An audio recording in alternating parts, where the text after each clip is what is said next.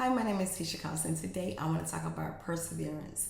I will be coming from Mark chapter 4, verse 35, which says, "And the same day, when the evening came, he said unto them, Let us pass over unto the other side."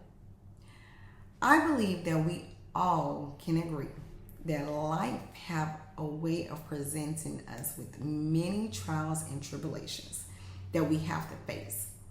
We all have hurdles that we must cross in order to get to the other side where God's promise abide.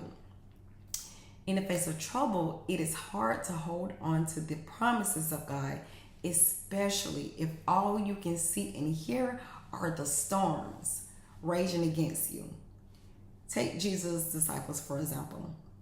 They receive an invitation from Jesus himself to cross over to the other side. Jesus, knowing all that they had to face in their crossing over, he assured them that they would get to their destination, which is the other side of the storm.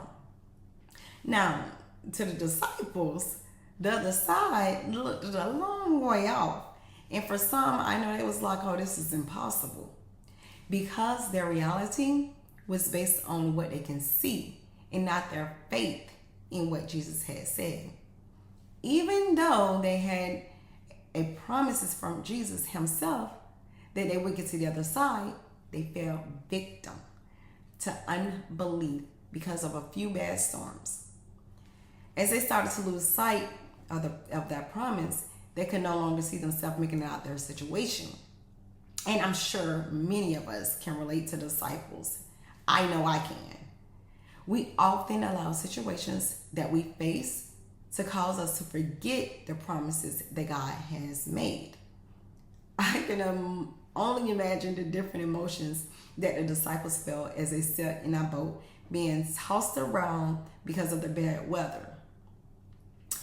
In those situations, it seemed like that's when God is the most silent. We all been there crying out to God and we can't hear nothing. But it's those same moments that teaches us to be quiet and to remember God's promise and allow his peace to stand still in our lives. Hold on to the promise of arriving on the other side of your storm, knowing that Jesus is with you every step of the way. Although you are not where you want to be, you must realize and celebrate that you're no longer where you used to be. Acknowledge the progress on every level and continue on the path that you are on.